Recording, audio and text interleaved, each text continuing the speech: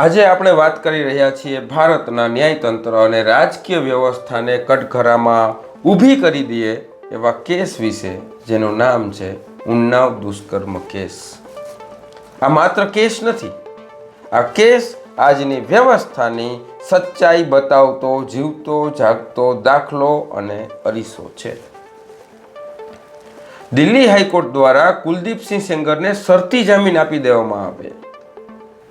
એક સગીર દીકરી સાથે બળાત્કાર કરનાર વ્યક્તિ કોર્ટમાં દોષિત ઠરેલો અને આજીવન કેદ ભોગવી રહેલો આરોપી જામીન પર બહાર આવી જાય.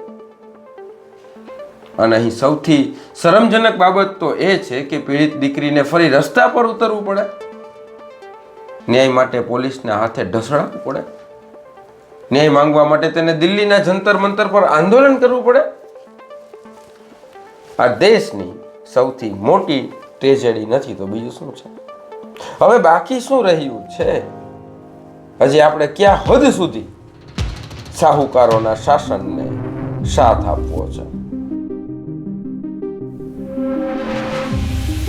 નમસ્કાર, હું સંજય આહિર છું. સનાતન સત્ય સમાચારમાં આપનું સ્વાગત. મિત્રો, સુપ્રીમ કોર્ટમાં જે થયું તે ખૂબ જ મહત્વનું છે. કોર્ટનો મિજાજ શરૂઆતથી જ ચોખ્ખો અને સ્પષ્ટ હતો.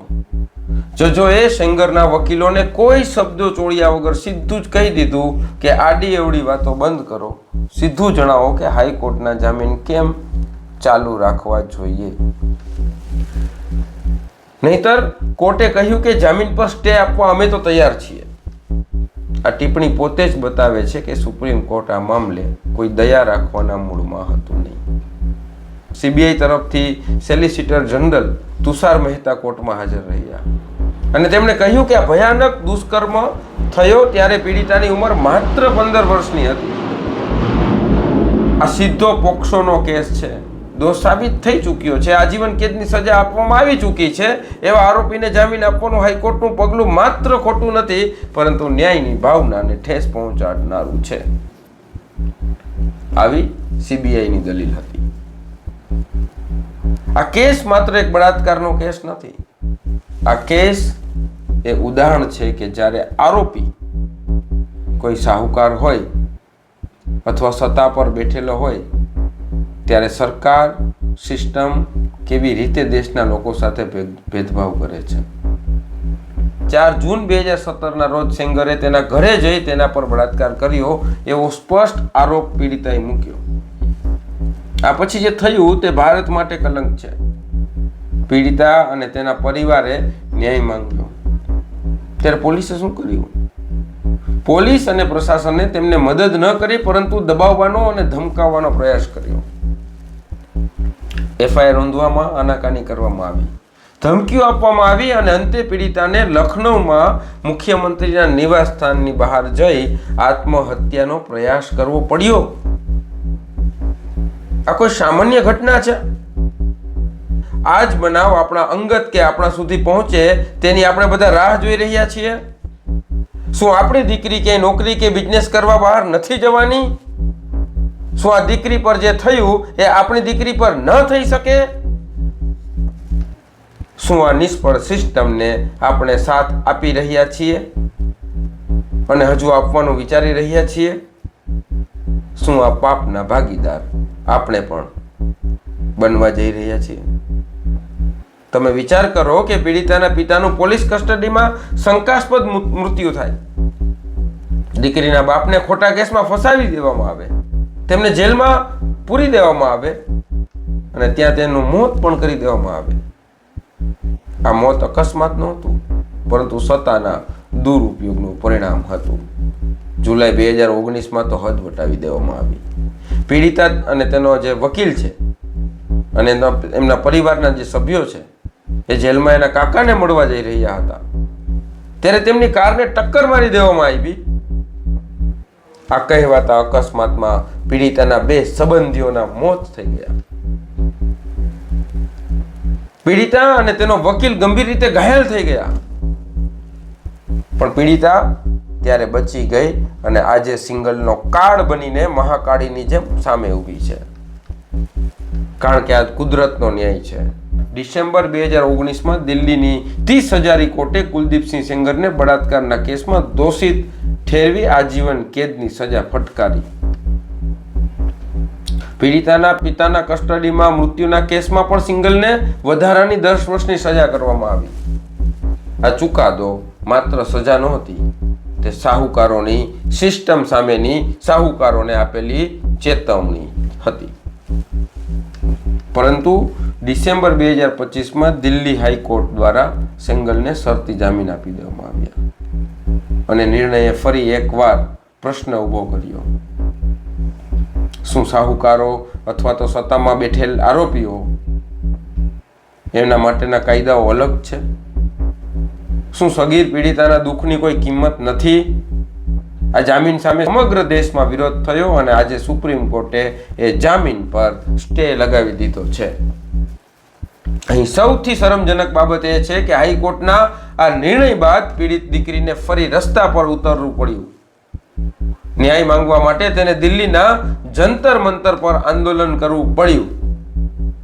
આ આંદોલન દેશની સૌથી મોટી ટ્રેજેડી નથી તો બીજું શું છે? બીજું શું નામ આપશો? કે એક દીકરીને પોતાના જીવતા રહેવા માટે સંઘર્ષ કરવો પડે, પોતાની આબરૂ માટે સંઘર્ષ કરવો પડે, પોતાની ઇજ્જત બચાવવા માટે પોતાના અંગત લોકોના મોત જોવા પડે અને ન્યાય માટે રોડ પર બેનરો લઈને રખડવું પડે. જંતર મંતર પર દીકરી ન્યાય માંગી રહી હતી ત્યારે સત્તાવાળાએ શું કર્યું? પોલીસે તેની અટકાયત કરી. હા, આ એ જ પોલીસ જેની જવાબદારી છે કે દીકરીને સુરક્ષા આપવી. એ જ પોલીસ દીકરીને ઉઠાવીને લઈ ગઈ. આ દ્રશ્ય માત્ર દુઃખદ નથી, આ ખતરનાક છે. કારણ કે એ સંદેશ આપે છે કે શાહુકારો અને સત્તા સામે આપણી સરકાર અને આપણી સિસ્ટમ માથું ઝુકાવીને ઊભી છે અથવા એને સાથ પણ આપી રહી છે. અહીં એક સવાલ છે.